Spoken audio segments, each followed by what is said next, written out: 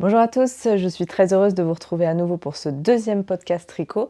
Et comme promis, je vais vous montrer tout ce que j'ai tricoté entre, on va dire, fin mars et fin mai pour la période printemps-été. Alors je voulais juste rapidement prendre 1 ou 2 minutes pour vraiment vous remercier très chaleureusement de l'accueil que vous avez fait à mon premier podcast. Euh, J'attendais rien de spécial en postant la vidéo, mais en tout cas, je m'attendais pas à ça. C'est- Ça, c'est sûr.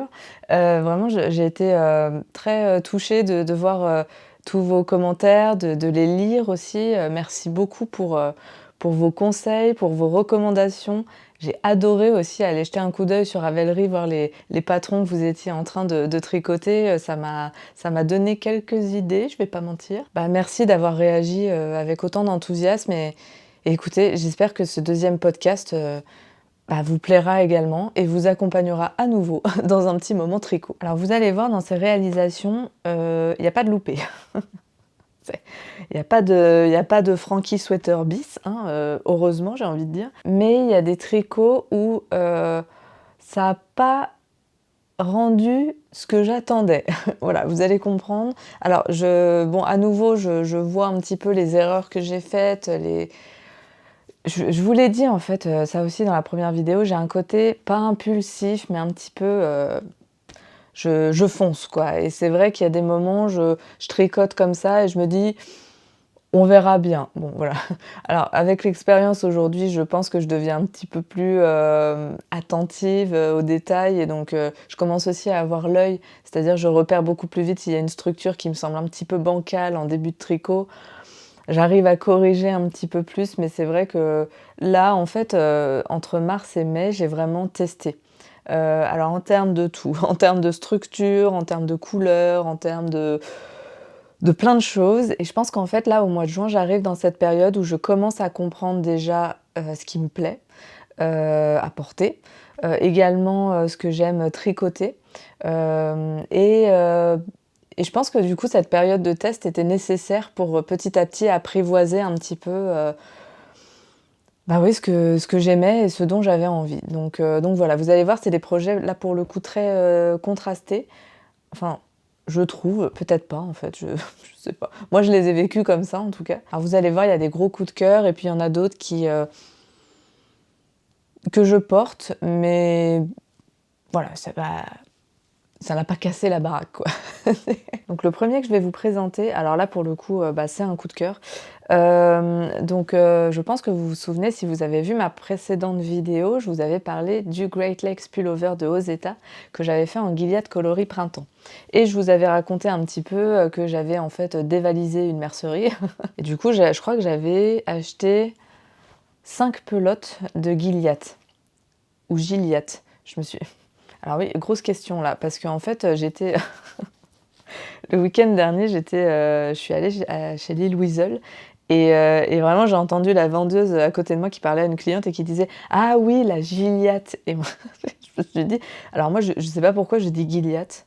Alors est-ce que j'ai entendu quelqu'un prononcer Gilliatt et ça m'est resté? Bon écoutez, je vais pas changer mes habitudes, hein, je vais continuer à dire Gilliatt et on verra bien. Donc du coup, il me restait une quantité assez importante de Gilliatt. Il me restait, je crois, alors une pelote entière, ça c'est sûr. Et il y avait une deuxième pelote que j'avais entamée, mais franchement pas de beaucoup, hein. Je devais l'avoir entamée peut-être un quart. Elle devait être à 3 quarts pleine, donc du coup, il m'en restait quand même pas mal. Et j'ai eu le nez fin, je me suis dit, je pense qu'il y a moyen de faire un petit pull sans manches ou une deuxième Burgos veste. Donc je suis partie sur la Burgos veste. J'ai tellement aimé en fait le premier et je l'ai tellement porté que je me suis dit pourquoi pas en faire une deuxième. Alors vraiment là les restants de pelote sont dans cette veste. Il m'en est pas resté un seul bout. Et vraiment bah voilà, du coup, vous obtenez la version printemps de la Burgos Veste. Alors, je la surnomme version printemps pour plusieurs raisons. Déjà pour le coloris dont vous vous souvenez, je pense, hein, il s'agit du coloris printemps, ce vert que j'adore. Mais aussi parce que j'ai remarqué en portant beaucoup le Lakes de Ozeta que la Gilead, c'est quand même une laine, je trouve, très respirante. Alors qu'est-ce que j'entends par respirant? C'est-à-dire que c'est pas une laine dans laquelle vous allez étouffer, par exemple, en comparaison la Matisse. Pour moi, la Matisse, c'est vraiment un pull, d'hiver, quoi. C'est un pull qui vous tient chaud. Il respire aussi, mais il y a quand même un côté, ouais, très enveloppant et très chaud. La Gilliatt, elle respire beaucoup plus, elle est plus légère. Hem, je trouve que c'est pas par exemple, je l'ai porté à des moments où il faisait, très, très froid. C'est pas le pull qui va vous tenir le plus chaud, par exemple, en comparaison avec la Matisse. Je me suis dit du coup que cette laine, elle pouvait être idéale pour les petits projets, vous savez, les petits gilets ou les petits pulls comme ça, les petites vestes de printemps, pour les soirées un peu fraîches, ce genre de choses. Parce qu'elle a un côté quand même qui tient pas trop chaud et qui respire beaucoup. Bon, bah là, c'était la deuxième fois que je faisais ce modèle, hein, donc pour le coup, il n'y a pas eu du tout de complications. Je crois que j'ai monté un peu plus de mailles. Je la voulais un petit peu plus grande, un petit peu plus large et je crois que j'ai monté un tout petit peu plus de mailles et surtout je l'ai rallongée par rapport à la première. Pour ce qui est des bordures, j'ai repris, la Joao de Rosa Pomar, qui était en fait la laine dans laquelle j'avais fait la première version et je l'ai mélangée avec le mohair toujours de Isager ou Isager, voilà, et c'était le mohair de couleur verte. Du coup, en fait, je trouvais ça marrant de prendre un petit peu, le mohair vert pour rappeler très légèrement le coloris du corps. Donc j'ai adoré. Alors pareil, ça je crois qu'en une semaine c'était tricoté. Pour ce qui est des boutons, je sais pas si vous allez bien voir, j'essaye de vous le montrer. J'ai pas de retour, donc c'est un peu compliqué de de vous montrer correctement, mais j'espère. Sinon, je vous le montrerai dans une autre, un petit insert. Mais ce sont des boutons que j'ai achetés chez Lil Weasel et j'aime beaucoup parce qu'il y a un côté un petit peu, rustique. Je me souviens, j'ai beaucoup hésité entre des boutons assez travaillés qui rappelaient la couleur verte ou au contraire, bah, ce type de bouton très rustique et très un peu, presque dessin, vous voyez, dessin de BD, je trouve. Enfin, je sais pas, il y a un enfin, je me dis que si vous vouliez dessiner des boutons, enfants, bah, c'est un peu comme ça que vous les auriez dessinés, quoi. C'est marrant. Donc du coup, voilà, j'ai repris le patron de Rosa Pomar et je l'ai fait un petit peu à ma sauce pour cette petite Burgos veste, version printemps. Voilà. Alors, je pense pas que je vais retricoter la Burgos veste à nouveau, en tout cas pas pour moi. Mais en tout cas, ouais, les 2, je les ai beaucoup portés et je les aime énormément. Alors après, je vous ai parlé un petit peu des phases, test, on va dire. Bah là, on rentre un petit peu en plein dedans. J'ai tricoté le Ghost Whisperer de Park Knit. Alors le Ghost Whisperer, clairement, le nom m'a eu, voilà. Alors ouais, parce que moi, faut savoir, j'aime beaucoup l'univers, en fait, un petit peu, fantasy, science-fiction, tout ce qui est histoire de fantômes, et donc là, du coup, bah, quand j'ai vu le nom Ghost Whisperer, en fait, ça m'a reportée dans mon adolescence, hein, très clairement et du coup, bah, ouais, j'ai acheté le patron, aussi parce que je cherchais un patron, pour un mohair bien spécifique. En fait, je suis allée à la braderie, de la Bien-Aimée. C'était la première fois que j'y allais, donc je pense que j'y suis allée en mars ou en avril, je me souviens plus exactement. Et du coup, j'ai voulu acheter, 1 ou 2 écheveaux pour tester parce que j'entendais quand même beaucoup parler de la Bien-Aimée et j'ai acheté ce mohair. Alors là, de mémoire, je me souviens plus. Est-ce que c'est le Kumo? Je sais plus, je vais regarder, je pense que je l'avais mis sur mon Ravelry, je vais aller voir. Mais en tout cas, c'est un mohair, dans cette couleur un petit peu, rose très foncé et du coup, bah, je cherchais un modèle, j'avais juste un écheveau et je cherchais un modèle pour réaliser un petit pull comme ça très léger. Donc je suis partie sur le Ghost Whisperer. Alors, c'était la première fois déjà que je tricotais du mohair comme ça, pour avoir ce rendu très fluide, très aéré aussi. J'ai beaucoup aimé et c'était la première fois que je faisais une construction bottom up. Alors ça, pour le coup, ça m'a un petit peu plus déstabilisée au début, même si j'ai pas rencontré de grosses difficultés. C'était également la première fois que je faisais des finitions en I-cord. Alors je me suis fait tout un monde, je me souviens à l'époque de l'i-cord et au final c'est pas très compliqué, hein, mais c'est vrai que ça m'angoissait un petit peu, je me souviens quand je suis arrivée là et la dernière chose que j'ai apprise avec ce patron, c'est le rabattage à 3 aiguilles. Alors ça, j'ai trouvé ça hyper ingénieux. Vraiment, quand j'ai découvert ça, je me suis dit: «Mais c'est tellement bien, ça évite les coutures». Alors moi, il faut savoir que dès que je peux éviter de faire des coutures, je suis partante, hein. Bon, il faudrait quand même vraiment que si vous avez des idées de vidéos pour réaliser les coutures, je suis preneuse parce que faudrait quand même, que j'apprenne à tricoter à plat et à coudre, ça m'intéresserait quand même pas mal. Parce que, par exemple, il y a un pull, moi, qui me fait assez envie et je serais bien, tentée de le tester, pour l'hiver prochain. J'ai l'impression que je dis ça avec plein de modèles, j'arriverai jamais à tout tricoter, pour l'hiver prochain, ça c'est sûr et certain. Il s'agit du Lulu de Rebecca Kohler et en fait, elle expliquait qu'elle tricote beaucoup, à plat et je trouve qu'en effet, la structure de son Lulu, pour l'avoir vu aussi, sur plusieurs testeuses, par exemple, vous avez, Justine, de la chaîne Juste Stine qui en a fait un qui est magnifique, je trouve, et puis, aussi, il me semble sur Instagram, Fiber Touched qui a fait, je crois dans une couleur rouge qui est pareil magnifique et je trouve qu'en effet ce patron de Rebecca Kohler est très bien structuré mais il est à plat. Il est, en panneau, en fait. Donc il va falloir que j'apprenne, à coudre mes tricots. Voilà, ça va devenir, essentiel, mais j'y suis pas encore, donc là, rabattage 3 aiguilles, c'était, parfait. Alors, je vous expliquais que j'avais pas forcément, dans mes tricots, que je vous présente là, obtenu le rendu que j'espérais. Bah, pour celui-là, c'est un peu le cas, c'est-à-dire que, j'ai pris la taille, je crois, la plus petite, pensant que j'aurais quand même suffisamment d'aisance et au final, pas tant que ça. Moi, je voulais vraiment quelque chose de très aéré et de très large et quelque chose, vous savez, que vous enfilez, l'été, par-dessus un t-shirt ou et en fait, bah, il s'avère que, bah, c'est un t-shirt. Voilà, c'est un petit peu moi, il est très, près du corps. Alors ça rend bien, hein, c'est pas le problème, mais ça rend pas ce que je voulais, voilà. Pareil, j'ai pas surveillé mon échantillon. Alors vous m'avez beaucoup rassurée, là dans les commentaires, j'ai vu que je n'étais pas la seule à ne pas faire d'échantillon. Merci. Mais par contre, c'est vrai qu'il y a un commentaire qui me disait: «C'est presque plus fiable», et ça je le fais depuis assez récemment. C'est plus fiable en fait de commencer à tricoter et de mesurer l'échantillon à partir du tricot et je suis assez d'accord. Maintenant, c'est ce que je fais. Pour celui-là, je l'ai pas fait du coup et j'aurais peut-être dû le faire, ça m'aurait permis de me rendre compte que, bah, il me manquait un peu de maille, mais j'étais aussi limitée par le fait que je n'avais qu'un seul écheveau et j'avais vraiment peur de manquer.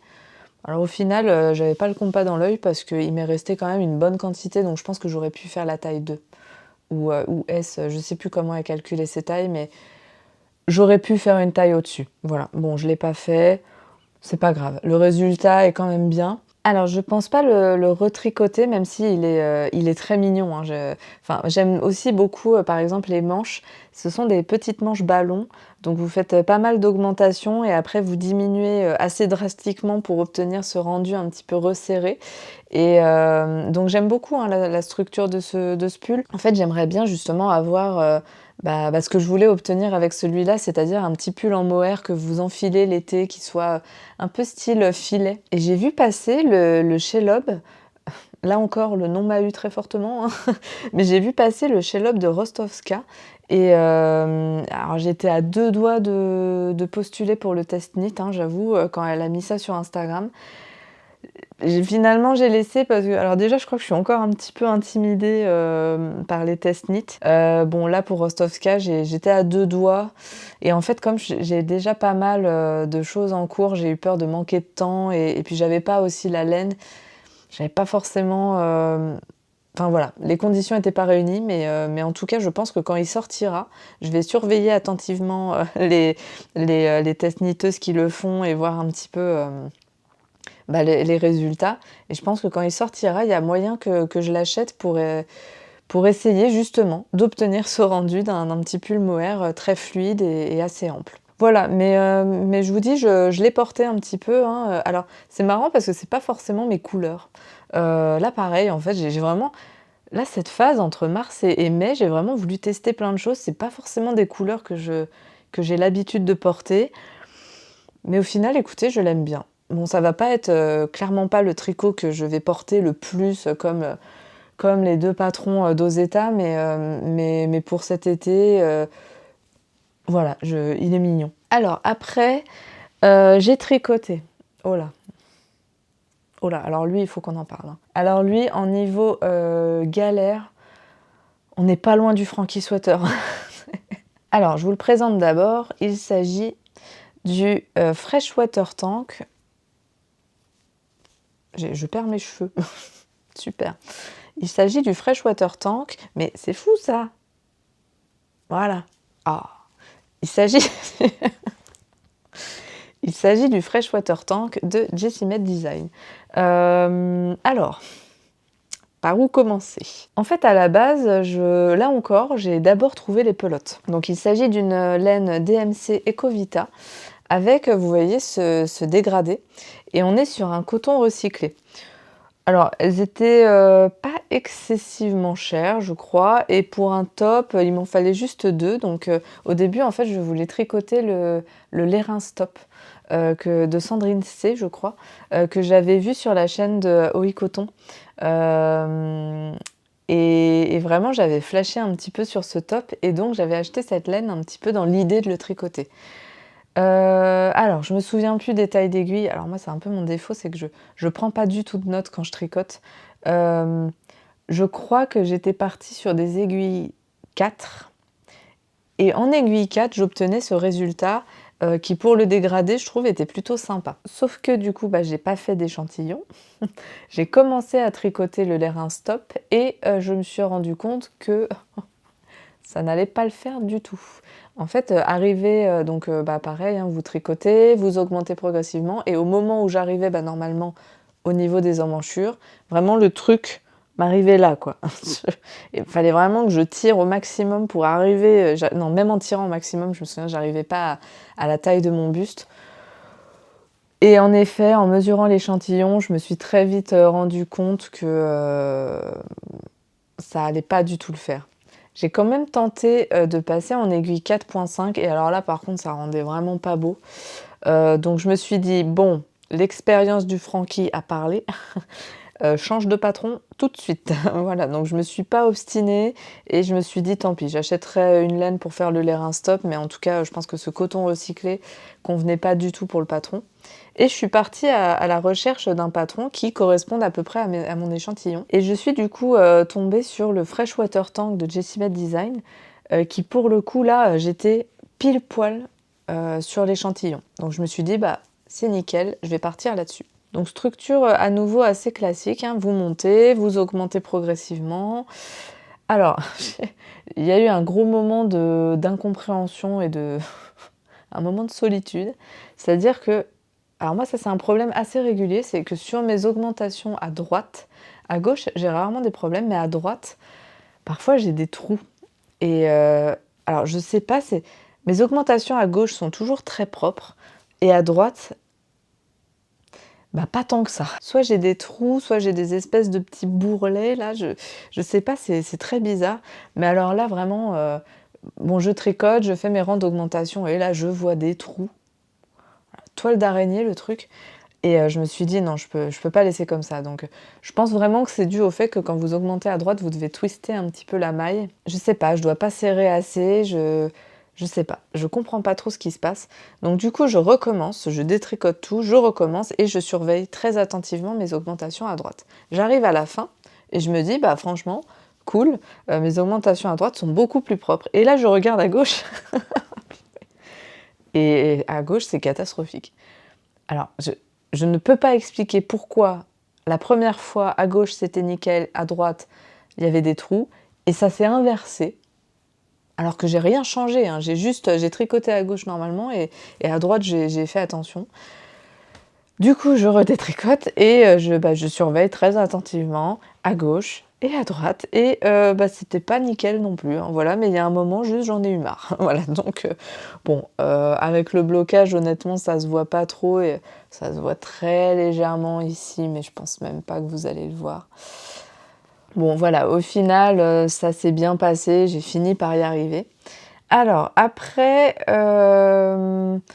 donc j'ai tricoté. Est-ce que j'ai eu des difficultés à ce niveau-là?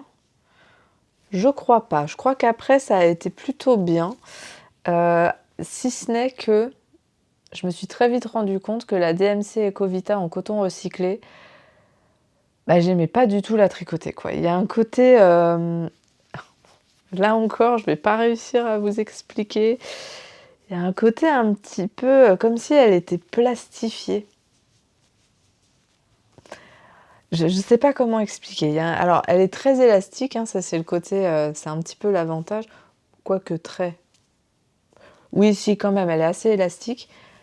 J'aime pas trop le toucher en fait, j'aime pas le toucher, j'ai pas aimé la tricoter, enfin donc déjà ça m'a un petit peu, bon voilà, un petit peu, chiffonnée. Pour ce qui est du dégradé, je suis pas fan, en vrai. Mais je vous dis, hein, j'étais dans une phase où je voulais un truc frais, avec des couleurs comme ça, un petit peu plus pétantes pour l'été. Bon, je regrette, voilà. Je pareil, hein, il est mignon, mais c'est vrai que c'est pas trop mes couleurs. À nouveau, ça m'empêchera pas de le porter cet été en vacances. Mais ouais, je suis pas non plus pleinement convaincue par le motif dégradé, d'autant plus qu'en fait, bah, j'y ai pas pensé, mais au début, jusqu'aux emmanchures, vous tricotez en aller-retour, mais après, vous tricotez en rond. Donc, je pense que vous allez le voir. Alors, ça se voyait encore plus quand je l'ai bloqué et que je l'ai mis à sécher. Là, vraiment, je me suis dit, ah ouais, c'est vrai que bah, on voit vraiment le moment où je me suis mise à tricoter en rond, hein. Bon, voilà, donc je suis pas pleinement convaincue, mais c'est surtout que là, j'ai eu un gros problème. Mes pelotes se sont emmêlées, mais alors, la galère. Donc ouais, ça s'est beaucoup emmêlé et du coup, j'ai perdu une grande quantité de laine et j'ai très vite réalisé que, bah, j'allais pas pouvoir, aller vraiment au bout de mon patron. Donc j'ai fait les finitions comme indiqué dans le patron en bas. Donc vous faites en fait, une petite natte. Alors ça aussi, c'était nouveau. Je me souviens plus par contre exactement comment on fait, mais vous faites une natte tout autour et après, vous allez tricoter des côtes. Donc je trouve que la finition avec ces petites, bordures nattées, c'est très mignon et du coup, en fait, pour les emmanchures et le col, je me suis vraiment juste contentée de faire la natte et après j'ai rabattu, directement. Voilà. Alors quand je l'ai essayé avant blocage, j'étais très déçue. Je me suis regardée de face, je me suis dit: «Bon, ça passe, c'est pas le gros coup de cœur, hein» et là je me suis mise de profil et j'avais une bosse de dromadaire dans le dos. En fait, je pense que vous allez le voir même là un petit peu. Bon, le blocage, j'ai quand même bien sauvé la situation, mais là vraiment vous aviez ça gondolait, mais alors ça gondolait. Donc je l'ai quand même bloqué. Je l'ai épinglé comme j'ai jamais épinglé un tricot, vraiment je l'ai étendu et au final, ça va. On obtient un résultat quand même qui est correct. Bon après, je vais pas vous mentir, c'est pas le gros coup de cœur, voilà. Je vais le porter pendant les vacances, c'est quand même des couleurs, c'est assez frais, c'est assez joyeux, hein, je trouve comme coloris. Mais on n'est pas du tout sur un tricot coup de cœur, bah, comme par exemple la Burgos veste que je vous ai présentée où là vraiment j'ai adoré la porter. Bon, voilà, j'ai testé. Pour ce qui est du patron, pas de grosses difficultés. J'ai trouvé les explications assez claires. De mémoire, il y a pas mal de vidéos explicatives dedans. Donc voilà, il y a un autre patron de Jessie Made Design qui me fait envie. Je crois que c'est Pointel. Je vous mettrai le nom du patron. Je le trouve très mignon. Mais ouais, je trouve qu'elle a des patrons qui sont intéressants. Et en tout cas, niveau explication, c'était assez clair. Donc voilà. Alors ensuite, à nouveau, on part sur un patron que j'ai découvert sur Ravelry. Et alors là, pareil, là, c'est pas le nom qui m'a eu, c'est la photo. C'est un patron de Jennifer Brou et il s'agit du Vimona Sweater. J'ai eu un gros coup de cœur sur les photos et du coup j'ai voulu le faire. Mais là encore, je suis retournée à la braderie de la bien-aimée et je cherchais du coup un mohair qui me permette de faire ce patron. Alors la première complication, on va dire, que j'ai eue, c'est que normalement c'est fait avec un mohair qui est, alors je crois qu'on dit le terme aussi pour un mohair, chunky. C'est vraiment un mohair très épais et le problème en fait que j'avais, c'est que là financièrement j'avais quand même une petite limite et le mohair, chunky que j'ai trouvé chez la bien-aimée, il m'en aurait fallu plusieurs écheveaux pour arriver à la bonne quantité. Et là, ça a commencé à revenir cher. Donc du coup, j'ai demandé conseil à la vendeuse et elle m'a conseillé un mohair un petit peu plus fin. Alors là, pareil, je sais plus lequel c'est. Je vais vous l'écrire sur la vidéo, mais elle m'a conseillé du coup ce mohair en me disant, je pense qu'avec 2 fils, ça devrait suffire. Et j'avais juste besoin de 2 écheveaux. Ça, on était assez surprises parce que je crois que pour un écheveau, j'avais 500 mètres. Et il me manquait du coup juste 30 mètres à peu près pour arriver vraiment pile poil dans la bonne taille. Donc c'était un petit peu... j'aime pas trop tricoter comme ça en sachant que je suis limite. Mais bon, là je me suis dit je vais pas racheter un écheveau pour 30 mètres quoi. Donc, et attendez, mais il faut que je vous le montre aussi parce que là je vous parle, je vous parle du Vimona Sweater, je vous le montre même pas. Alors le voici, le voilà. Le Vimona Sweater. Alors vous allez voir, c'est les manches en fait qui font, je trouve, toute la beauté du patron. Et c'est à nouveau là où j'ai testé et bon, bah, ça n'a pas rendu ce que j'espérais, voilà.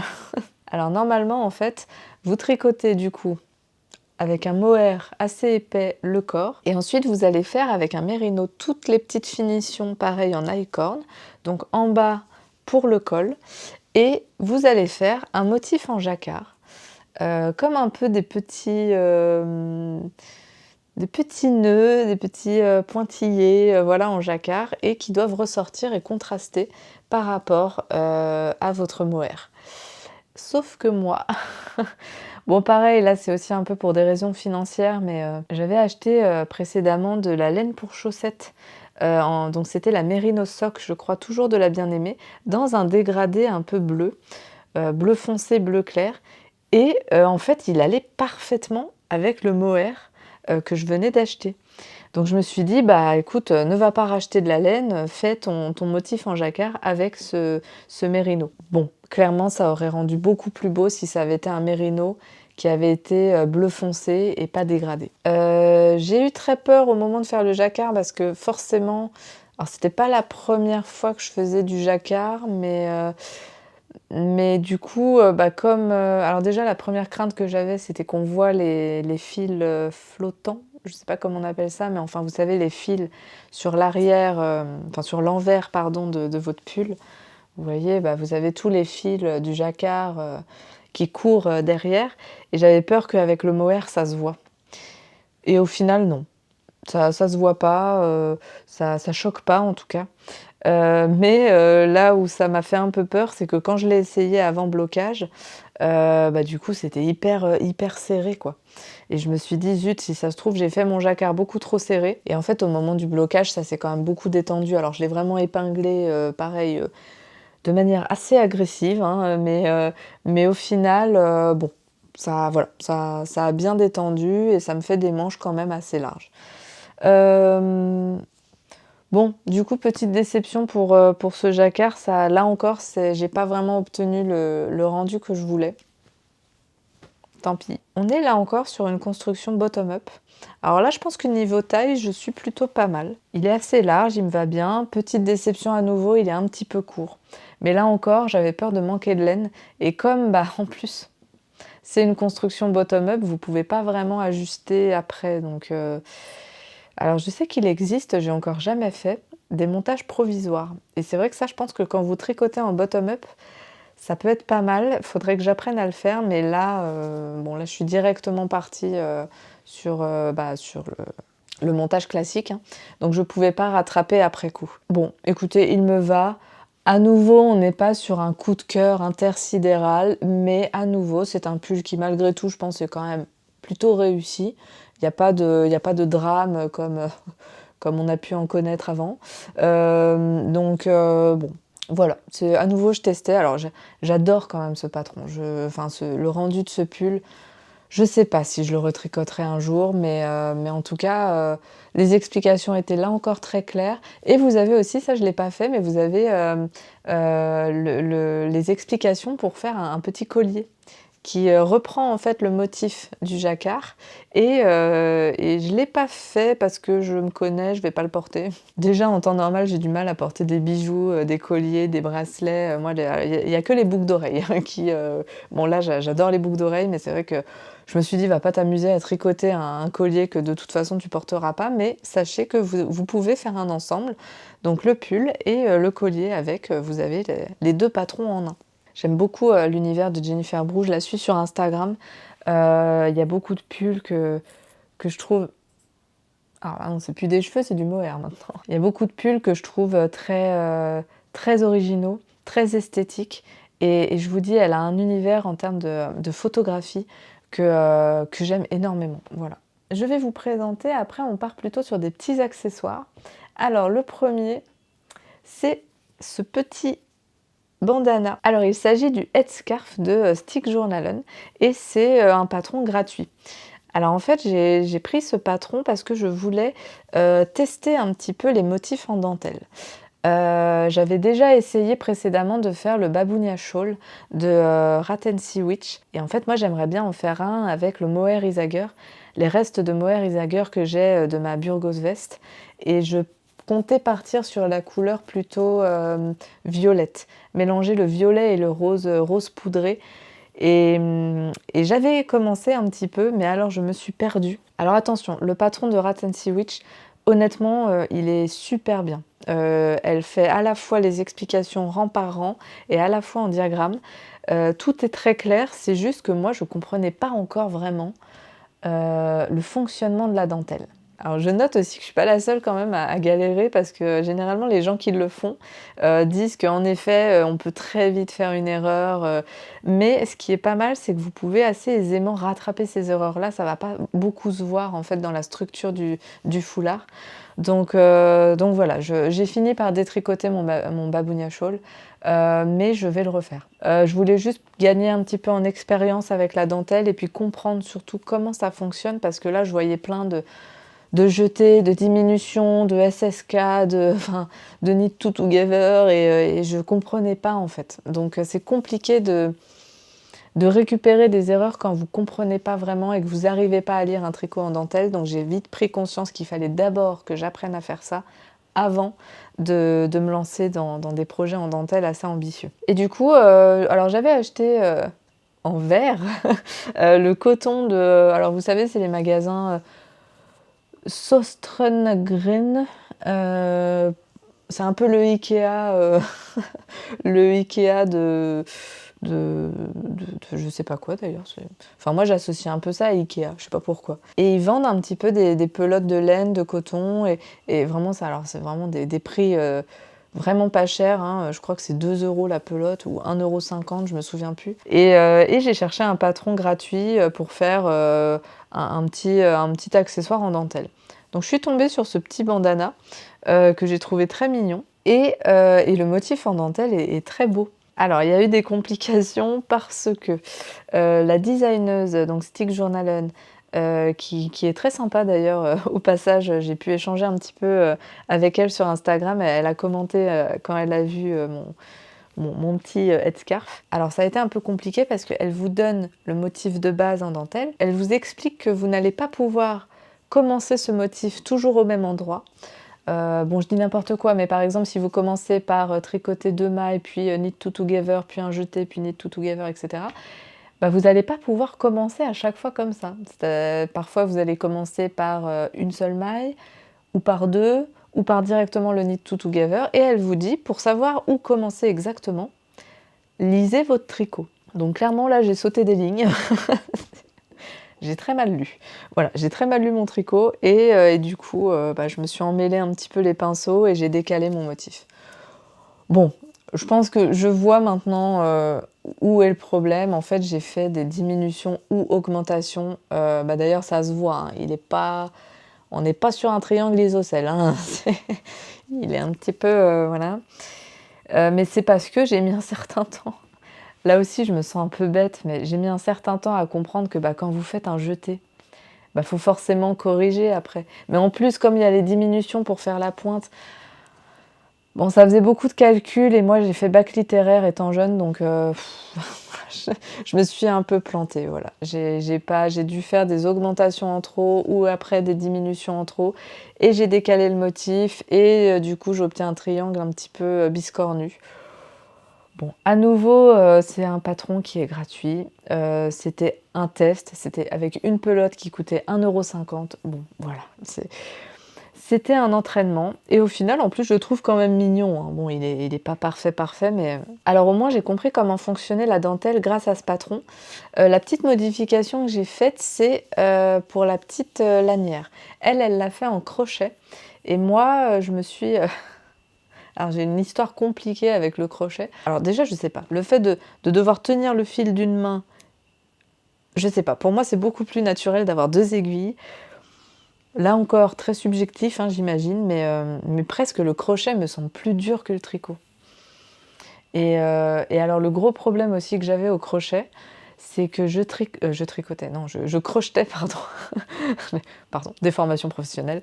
Non, je crochetais extrêmement serré et ça me faisait mal aux mains et alors moi, mes mains, en fait, je suis musicienne de métier. Donc si je me mets une tendinite dans les mains, autant vous dire que je suis mal. Donc j'ai très vite vu que, en plus je vous dis pas, j'ai eu la très bonne idée de me lancer dans le crochet, la veille d'un concert. Bravo Anne, tu es un génie. Donc voilà, le crochet m'a fait un peu peur. Alors j'ai essayé de reprendre entre-temps, mais je sais pas, j'arrive pas à accrocher, j'arrive pas à accrocher au crochet. Alors pour revenir, je digresse beaucoup, hein, je suis désolée, mais pour revenir du coup à mon headscarf, du coup elle fait ça en crochet et comme je n'avais plus de crochet, bah, j'ai fait un I-cord en fait tout simplement et bah écoutez, ça rend bien. Voilà, c'est la seule petite modification que j'ai faite. Peut-être le refaire en foulard, un foulard en coton rouge, ça pourrait être... parce que le motif est très beau, hein, je trouve, ces espèces de longues lignes, c'est très joli. Donc voilà, bon, écoutez, je vous tiens au courant. Mais en tout cas, bon, enfin, je l'ai fait en 2 jours, hein, de toute façon, c'est très rapide à faire. Et puis au final, je l'aime bien. Voilà. Ensuite, le dernier accessoire que j'ai fait, il s'agit à nouveau de la Alex Scarf. Mais alors là, on est sur la Alex Scarf en version luxe. On est sur du Cardiff Cachemire. Bon bah toujours pareil, hein, vous faites des augmentations, vous tricotez à l'infini, vous faites des diminutions. Alors là pour le coup, elle est nickel. C'est-à-dire que les 2 premières, enfin non, je dis les 2 premières, en fait c'est ma 4e ça. J'en ai fait une autre justement avec le mohair. Je pense que j'ai encore une photo, je vous la mettrai. Le mohair Isager. Mais je l'ai donné parce que le rendu des couleurs, j'avais pas flashé. Voilà, j'avais pas vraiment flashé. Et j'ai fini par craquer et me faire la version que je voulais en fait depuis le début, qui est la version cachemire. Donc je vais en faire une deuxième. Je vais en faire une deuxième, pas pour moi, mais pareil pour un cadeau, parce qu'elle a eu du succès, hein, donc on me l'a réclamé. Alors j'ai prévu une vidéo où je vous présente un petit peu mes laines, mon stash. J'aime beaucoup ce mot stash, parce que ça me fait penser à Eustache. Voilà, donc j'ai acheté la Cardiff Cachemire. Donc c'est exactement la même laine, hein, mais on est sur un coloris différent. Regardez, si je vous mets les deux côte à côte. Là, on est beaucoup plus sur un rouge, violet, bordeaux. Alors c'est marrant parce qu'il change un peu de couleur en fonction de la lumière. J'aime beaucoup les laines qui font ça. Le Vimona, le mohair bleu de mon Vimona fait un peu pareil. Il change beaucoup de reflets. Parfois, vous avez des reflets verts, des reflets gris. Et j'aime beaucoup, moi, les laines qui font ça. Et là, pareil, il y a des moments où on peut la voir plus rouge, plus violette, un peu couleur vin, vous voyez. Et je pense que ça va très bien rendre. Bon, après, moi, j'adore ma version. Moi, je préfère ma version rouge vif. Mais je pense que, ouais, ça devrait bien rendre. Voilà, donc gros coup de cœur. Alors ça, bon, bah, coup de cœur, mais alors j'étais tellement heureuse quand je l'ai terminée. Elle a été beaucoup, beaucoup portée, hein, ça se voit d'ailleurs, vous voyez, il y a des petits poils. Alors, pour conclure cette vidéo, surprise, surprise, je vous avais parlé dans ma première vidéo du Lulu Sleepover. Et je me suis dit, allez, Je vous le montre. Alors en fait, j'ai changé d'avis et je voulais montrer parce que il y a une personne dans les commentaires de mon premier podcast qui m'a dit que pour l'acrylique, ça pouvait être intéressant de la repasser légèrement avec une pâte mouille. Alors, bon, là, j'ai pas encore eu le temps, mais je vais essayer. Merci beaucoup à la personne qui m'a dit ça, je vais essayer. Là, par contre, ce que j'ai essayé, c'est, j'ai un steamer, pour, repasser un petit peu à la vapeur et j'ai essayé de le mettre, alors très délicatement, de mettre un petit coup de vapeur et bah, écoutez, je vois déjà une petite amélioration. Alors, attendez, je vous dis ça. Alors sur le moment, j'ai vu une amélioration. Là, je vous avoue qu'en vous le montrant, l'amélioration est moins là. Bon, écoutez, je vous le montre quand même. Donc voilà le Lulu Sleepover. Donc comme vous voyez, on n'a pas du tout le même rendu que sur le patron. En fait, ce que j'aime pas du tout dans cette laine, c'est un peu comme le Freshwater Tank finalement. Vous voyez, quand j'ai essayé le Freshwater Tank, j'avais vraiment ce rendu-là qui gondole et qui est pas du tout lissé. Je vais essayer la technique de la vapeur avec la pâte mouille, enfin le repassage avec la pâte mouille. Je vais essayer parce que la personne m'expliquait qu'en fait, comme c'est de l'acrylique, ça fond un petit peu et qu'il y a moyen qu'avec la chaleur, ça se lisse un peu. Écoutez, je vais essayer, je vais pas désespérer quand même. Je vais vous tenir au courant, mais en tout cas, voilà, voilà ce que je n'avais pas voulu vous montrer lors du premier podcast. Bon, de toute façon, la laine, je vais pas vous mentir, je suis pas fan du rendu. Euh, Bon, écoutez, j'aimerais quand même essayer de le récupérer parce qu'il est... Enfin, je pense pas qu'il soit loupé. Alors, par contre, je suis très fière de mes bordures en tricot double. J'ai tellement galéré à... Enfin, non, j'ai pas galéré, mais c'est très long à faire. Donc, je suis très fière. Mais bon, là, comme ça, il rend pas grand-chose, je trouve. Mais j'aimerais bien, à terme, pouvoir... au moins qu'il rende quelque chose pour pouvoir le donner à quelqu'un, quoi. Voilà. Bon, écoutez... Parce que lui, c'est sûr, je vais pas le détricoter. Hein. Enfin, je vous dis, j'ai vraiment pas aimé tricoter cette laine fil d'Artonique, donc lui, soit j'arrive à le donner à quelqu'un, soit je sais pas. Voilà, on verra. Je vous tiens au courant, je vais essayer de le repasser délicatement. Et puis, je vous dirai. Alors écoutez, n'est-ce pas extraordinaire? Je crois que j'ai réussi à vous filmer ce podcast d'une traite. À nouveau, un grand merci pour l'accueil que vous avez fait à mon premier podcast. Vraiment, j'insiste parce que ça m'a fait très plaisir et ça m'a beaucoup touchée d'avoir autant de commentaires et de retours bienveillants, donc un grand merci. Donc là, vous avez eu un petit aperçu de tout ce que j'ai tricoté entre septembre 2025, donc le moment où j'ai commencé mon aventure tricot, et puis aujourd'hui. Donc là, actuellement, j'ai plusieurs projets en cours, j'ai pas mal d'idées pour la suite. Mais ça, à nouveau, je vous présenterai dans une troisième vidéo. Sur ce, je vous dis à très vite. Je vous souhaite un bon tricot, une bonne journée, une bonne continuation et je vous retrouve bientôt pour une troisième vidéo. Ciao!